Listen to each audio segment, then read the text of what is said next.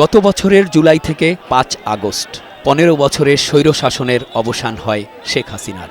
ছাত্র জনতার অভ্যুত্থানে দেশ থেকে পালিয়ে যান সাবেক এই প্রধানমন্ত্রী, পালিয়ে যান তার নৌকার মাঝিমাল্লারাও, কেউ কেউ আবার আটক হয়ে রয়েছেন কারাগারেও। রাষ্ট্রপতির কাছ থেকে অন্তর্বর্তী সরকারের শপথ নেয়ার মধ্য দিয়ে সূচনা হয় নতুন এক যুগের, সূচনা হয় নতুন বাংলাদেশের। নতুন সরকারের শুরুতেই দাবি ওঠে রাষ্ট্র সংস্কারের, সংবিধান সংস্কার সহ জনপ্রশাসন, পুলিশ, দুদক, নির্বাচন কমিশন ও বিচার বিভাগ সংস্কারে গঠিত কমিশন ইতিমধ্যেই প্রধান উপদেষ্টার কাছে দাখিল করেছে প্রস্তাবনা। অন্তর্বর্তী সরকারের ৬ মাসে ভঙ্গুর অর্থনীতির উন্নয়ন ও লুটপাট হওয়া ব্যাংক সচল রাখতে প্রাণপণ চেষ্টা ছিল অর্থ উপদেষ্টার।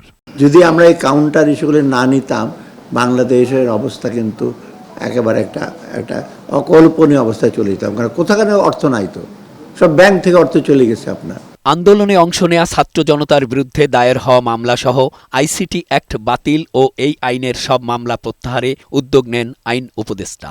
গণহত্যায় আন্তর্জাতিক অপরাধ ট্রাইব্যুনালে দায়ের হওয়া মামলা গতিশীল করার পাশাপাশি আইনের শাসন প্রতিষ্ঠায়ও জোর দেন ড. আসিফ নজরুল। সকল হয়রানিমূলক গায়েবী মামলা যেটাকে আমরা আইডেন্টিফাই করতে পারবো, সেটা ফেব্রুয়ারি মাসের মধ্যে আমরা প্রত্যাহার করার আশা করছি। যৌক্তিক না হলেও সরকারের ৬ মাসে হাজারো দাবি নিয়ে সড়কে নেমে আইন শৃঙ্খলার অবনতি ঘটানোর পাশাপাশি রাস্তা বন্ধ করে সাধারণ মানুষের চলাচল বিঘ্নিত করা হয়। এসব নিয়ে ৬ মাস ধরে তটস্থ থাকতে হয়েছে স্বরাষ্ট্র উপদেষ্টাকে। জনগণকে দুর্ভোগ করে, মানে রাস্তাঘাট ব্লক করে, এটা কিন্তু জনগণ যে কীরকম একটা ইসের ভিতরে পড়ে, এটা তো আপনারা নিজেরা রিয়েলাইজ করেন।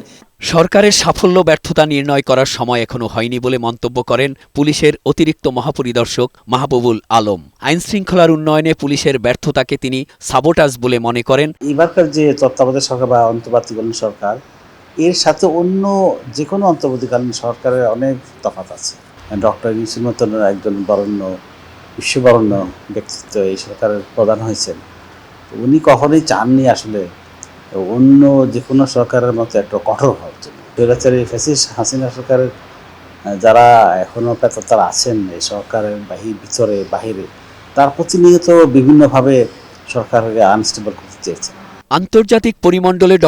মোহাম্মদ ইউনূসের গ্রহণযোগ্যতা তুলে ধরে প্রবীণ কূটনীতিক রাশেদ আহমেদ চৌধুরী বলেন, এমন গণ অভ্যুত্থান হওয়ার পর আইন শৃঙ্খলা স্বাভাবিক রাখতে সিভিল ও সেনা প্রশাসনকে সম্মিলিতভাবে দায়িত্ব পালন করতে হয়। রুল অফ ল আনতে হলে এখন আর্মিকে আমাদের ফুললি ইনভলভ করতে হবে ইন দ্য অ্যাডমিনিস্ট্রেশন। এটা হচ্ছে civil military cooperation. Professor Yunus আছেন, ওনার অ্যাডভাইজার আছে, অন্য সিভিলিয়ানরা আছে। এটা একটা সলিউশন। এই সময় যেখানে পুলিশ ফোর্সও নাই, সেখানে এই আইনের শাসন না আসলে কোনো রিফর্ম করা, ইলেকশন করা কিছুই সম্ভব হবে না। অংশগ্রহণমূলক নির্বাচনের আগে আমলাতান্ত্রিক জটিলতা কাটিয়ে অন্তর্বর্তী সরকারের হাতে সচল হোক দেশের অর্থনীতি, উন্নতি হোক আইন শৃঙ্খলা পরিস্থিতির, গতিশীল হোক প্রশাসনের, এমন প্রত্যাশাই দেশের সাধারণ মানুষের। মেহেদী আজাদ মাসুম, বৈশাখী সংবাদ, ঢাকা।